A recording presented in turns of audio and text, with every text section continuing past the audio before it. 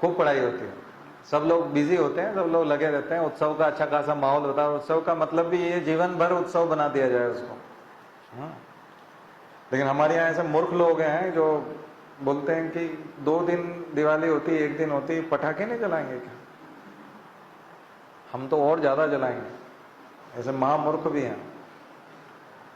Supreme court लगा हुआ है, उसको थोड़ा बचाने में एनजीटी लगा हुआ था, देश भर के पर्यावरणविद, दुनिया भर के। अब पटाखे कब से आए होंगे, कौन से? न तो राम ने कभी कहा था कि मेरे लिए पटाखे फोड़ना।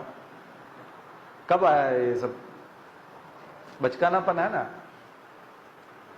तो दिवाली का भी जो ये स्वरूप है, इसके बारे में आपको बताया था पिछली बार कि ये जो स्वरूप है ये बाद में आया वाला स्वरूप है। ये नहीं तो दिवाली जो है वास्तव में तो पर्व राम भगवान के घर आने का पर्व है। रावण को मार दिया गया था और श्रीलंका से यहाँ आए थे, लंका से, तो लोगों ने दिए जलाए थे। अमावस्या की रात्रि थी, अंधेरा था, तो भगवान राम के आने की खुशी में हर व्यक्ति ने कहा था कि चूंकि रास्ता जगमग करना है हमको और हमारे राजा वहां से पधार रहे हैं, तो उनके स्वागत में दिए जलाएंगे। ये पर्व था दिवाली का। लक्ष्मी पूजन तो था नहीं।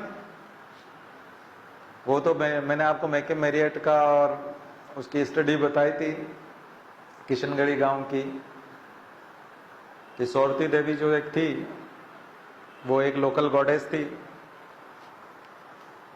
और उसका यूनिवर्सलाइजेशन करके लक्ष्मी के रूप में उन्होंने अमावस्या का दिन चुन लिया कि ये एक लक्ष्मी देवी हैं। तो कुछ साल पहले तक तो, यानी कि अगर आप 100 साल, 150 साल, 200 साल ऐसे पीछे जाएंगे तो दिवाली के स्वरूप जो है वो बदल जाएंगे। वाकई में जब राम भगवान के समय से दिवाली चल रही होगी तो वो दिए वाली दिवाली थी। आप में से, हम में से कितने लोग राम भगवान की बधाई देते हैं बताओ? या दिवाली के दिन, जब अमावस्या के दिन जब दिए जलाएंगे, तब कितने लोग एक दूसरे को बधाई देते हैं कि भगवान राम आज के दिन आए थे, आपको बधाई हो? हाँ, या हम याद करते हो भगवान राम का, या उनका चित्र टांगते हो कहीं। हम याद ही नहीं करते उस चीज को। मूल स्वरूप तो चला गया, लक्ष्मी पूजन बीच में आ गया। अब ये क्या है? ये कहां लिखा हुआ था? ये कौन सी दिवाली है? ये हमने बना ली। मैके मैरियट ने, उसने जो खोज की उसमें वो एंथ्रोपोलॉजी का बहुत बड़ा टॉपिक है, यूनिवर्सलाइजेशन, यानी कि लोकल घटना, यानी किसी एक आदमी को, जैसे हमने संतोषी माता के बारे में बताया था कि संतोषी माता एक लोकल, एक आदमी को स्वप्न आया ऐसा, उसको लगा कि ऐसी ऐसी एक माता जी होनी चाहिए, तो उन्होंने जो है वो घोषणा कर दी और वही पोस्ट कार्ड लिखने शुरू कर दिया कि ये पोस्ट कार्ड 21 लोगों को लिखो, नहीं तो तुम्हारे घर में कोई मर जाएगा। तो फिर उसने 21 को लिखा। वो वायरल ऐसे होता था पहले ऐसे होते नहीं थे ना, लाइक शेयर होते नहीं थे, तो पोस्ट कार्ड लिखना होते थे, तो वो एक शर्त डाल देते थे अंदर, पूरी कहानी होती थी, आदमी पढ़े बिना मानता नहीं था, क्योंकि पोस्ट कार्ड बड़े मुश्किल से आते थे, 1 आध महीने में 1 आध आता था। तो फुर्सत भी बहुत होती थी, आदमी के पास कहीं जाना ही नहीं होता, कोई कंपटीशन भी नहीं था, कुछ नहीं था, नौकरी भी लग जाती थी, तो पढ़ता था शुरू से। तो उसमें रहता था ऐसे ऐसी एक देवी हैं जो मेरे स्वप्न में आई, रात को आके कहा कि तुम अगर ऐसा करोगे तो तुमको इतना फायदा हो गया, सुबह मुझे इतना फायदा हो गया। और मेरे एक परिचित को मैंने कहा कि इससे ऐसा फायदा होता है और तुम इसको करना, लेकिन उसने ऐसा नहीं किया तो उसको ये नुकसान हो गया कि उसका एक लड़का मर गया जवान। अब ये तुम्हारे ऊपर है कि तुमको फायदा चाहिए या नुकसान, तुम लिखो। तो वो फंस जाता था उसको लेके। अब उसको लिखना ही होता था, तो बाजार से 21-51 पोस्ट कार्ड खरीद के लाता और फिर अपने सारे साथियों को लिख देता। तो 71 आते आते, ये 80 आते आते मूवी बन गई जय संतोषी माँ। और अब आपका कोई भी मंदिर जो है वो उसके बिना नहीं है, जबकि इतिहास में कहीं पे भी चले जाइए, वेद पुराण कहीं पे भी उसका जिक्र ही नहीं आता। तो ढेरों नए नए देवी देवता हमने बना लिए, अपने अपने हिसाब से बना लिए, और पर्व त्योहारों के स्वरूप भी बदल दिए, अपने हिसाब से सेट कर दिया। अब यहाँ हिंदू धर्म की रक्षा करने वाले लोग बोलते हैं कि अगर हम ऐसा ना करें क्या, एक दिन के लिए आए तो ऐसा नहीं करें? मतलब तुम हो कौन भाई? अब पर्यावरण को पूरा ही मेट दो, जहरीली हवा बना दो सब जगह, उसके बाद दिवाली मनाते रहना। तो ये मुझे लगता है कि इनको सरस्वती की आवश्यकता है, लक्ष्मी के बजाय। दिमाग में सरस्वती नहीं है, लक्ष्मी तो आ गई है बहुत, और उस वजह से दिमाग घूम गया है। इसलिए दिवाली का मैसेज यही है कि साथ में लक्ष्मी बीच में दी है, और इधर सरस्वती दी है, और इधर गणेश जी दी है। गणेश जी विवेक के देवता बताएं, सरस्वती विद्या की देवी है। अगर ये दो साथ में नहीं है तो फिर आप उल्लू हैं, क्योंकि आपके ऊपर कौन बैठी हुई है? लक्ष्मी। उल्लू के ऊपर बैठती हैं, तो उसके लिए साथ में